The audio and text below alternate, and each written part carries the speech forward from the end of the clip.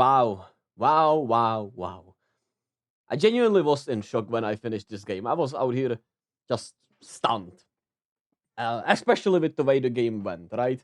Uh, I thought Minnesota could win, no doubt about it. I didn't think Denver had this one 100% guaranteed in the chambers, right? Because that would be stupid for a game seven. I thought we were in for a really close game seven. Like I was expecting a game winner in this game, right? Like one of those shots you'll remember in fucking 20 years. And we got one shot that I'll for sure remember. Uh, 20 years down the line, that Rudy Gobert fade away. I'll for sure remember that for the rest of my fucking life. I can't believe that shot went in, man. And shout out to Rudy, man. We'll talk about it as we get on. But the Nuggets obviously got off to a great start, right? Jamal Murray was knocking down everything. KCP was knocking down shots. Jokic was doing a little bit of everything. He had like 15 rebounds in the first half or 16. And the Nuggets were up like 15 at the half, and they got uh, up by as much as 20 points to start the third quarter. And I was like, yeah, this is over, right? There's no way they blow this. That was a bay. That was a bay, boy. That was a bay, boy.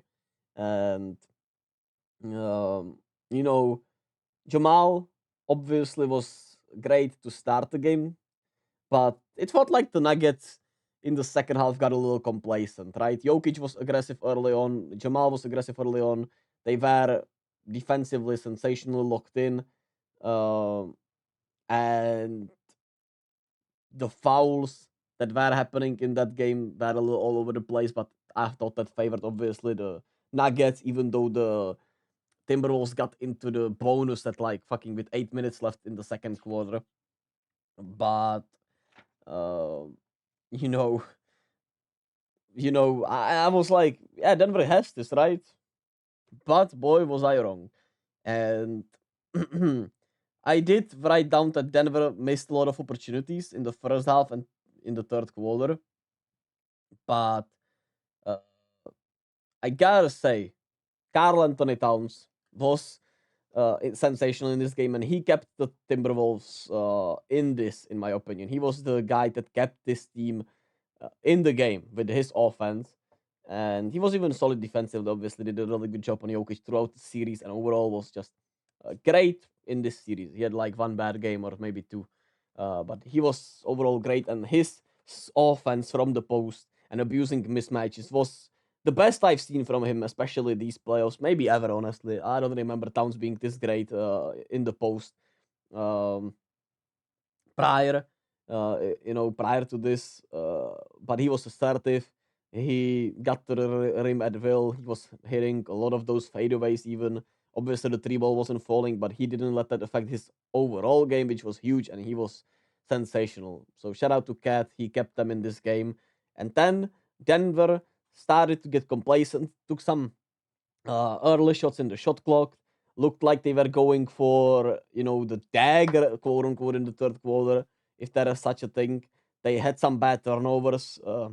Jokic and Murray both just gave away the ball sometimes too easily, especially in that third quarter. I think I'm pretty sure that was in the third quarter, right? How many turnovers? Yeah, they had three turnovers, and I'm not sure if that is the case, but I'm pretty sure they all led to Minnesota points. And I mean, nobody pretty much made any shots in the third quarter, right? Jokic and Jamal got a little cold. KCP got cold. Michael Porter Jr. was off all night, and Aaron Gordon didn't even get a shot attempt in that stretch where Minnesota got back into the game, which obviously was nice, and that led obviously to more pace and more transition, which favored the Timberwolves. Of course, they were able to run uh, and get Ant-Man going with some dunks, which was huge. Get him engaged on both ends, because in the first half, to me, he looked a little disengaged. He looked a little distracted.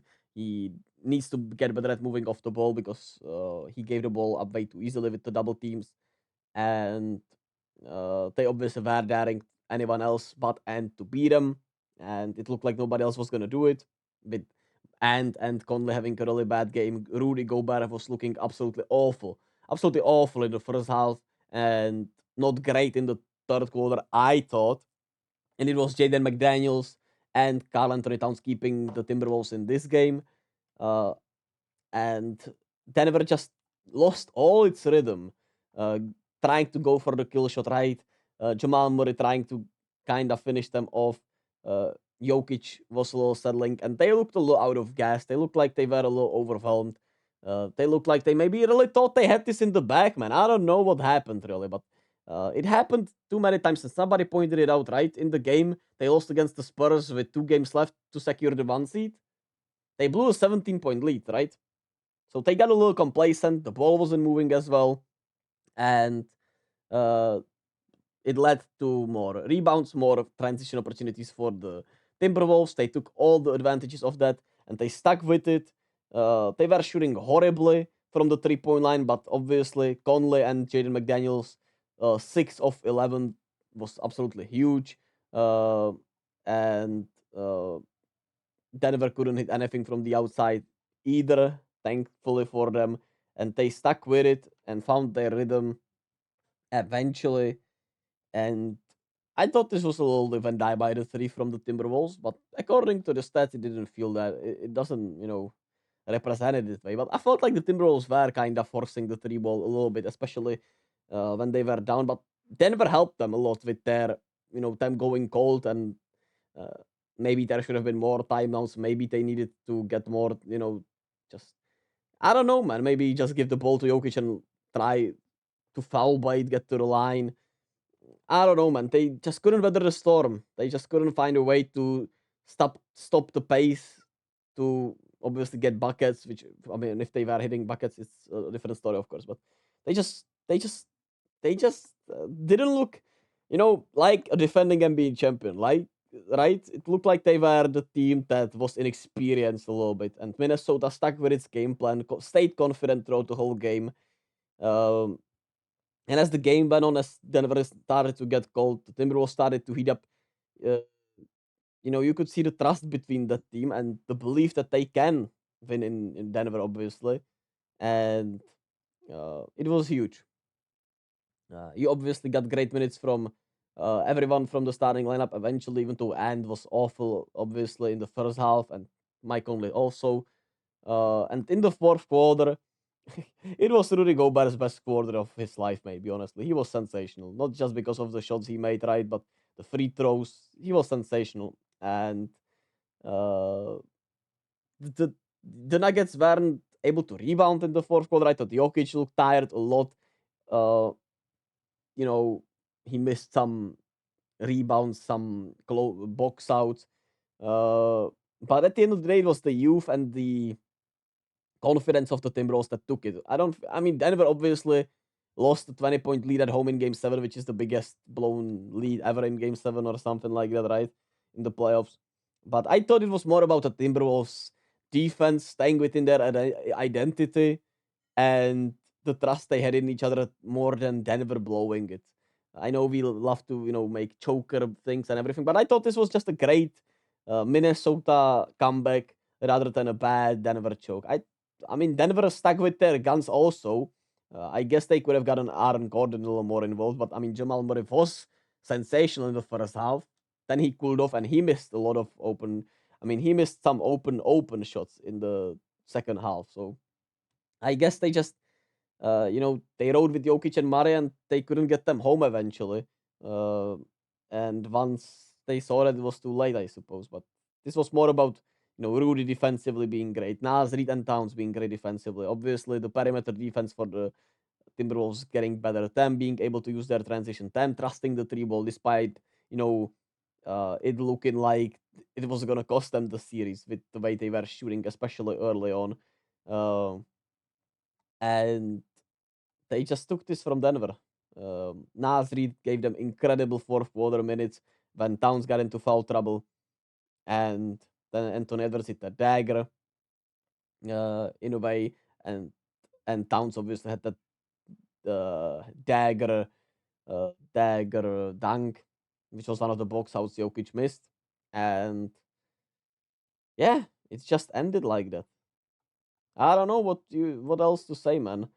To me, this was more about the Wolves' resiliency, the defense they have, the trust that they have in each other. Jaden McDaniel stepped up like crazy in game 6 and 7. He was the X factor, right? I think him and Aaron Gordon were the X factors, and Jaden McDaniels throughout outplayed uh, Aaron Gordon in this game and in game 6. And Aaron Gordon looked out of gas a little bit too to me. Uh, and obviously the unwavering confidence of Anthony Edwards, the the effect it has on his teammates and their unwavering confidence, and his leadership, Rudy being great in the fourth quarter, was a pleasant surprise for T-Wolves fan. And Naz Reid, the sixth man of the year, coming to play, right? Uh, and the veterans only hitting huge shots in the third quarter, in the fourth quarter. It was just a resilient effort. Uh, um, Yeah, that's just my view on it.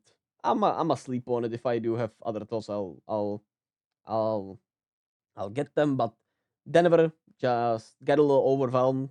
Maybe should have called more timeouts during the stretch the Timberwolves had in the third quarter. Um, Maybe needed Jokic to be a little even more aggressive than he was. But I mean, he took 28 shots, which is a lot for him, even though he took 10 3-pointers. So he settled a little bit. Um, and yeah, I guess that's it. That's it. Now, Timberwolves, Mavs. I'll talk about it tomorrow, or yeah, maybe tomorrow. We'll see. But they play on Wednesday, so we have time. Anyway, thank you all for listening, for watching. Denver is out. I still can't believe it. Minnesota moves on, and we'll have a new champion crowned, right? Somebody will get their first ring, and let's fucking hope it's not Jason Tatum. Anyway, as always, be kind to yourself and to others. Stand on your morals, and um, I'll catch you all in the conference finals real soon.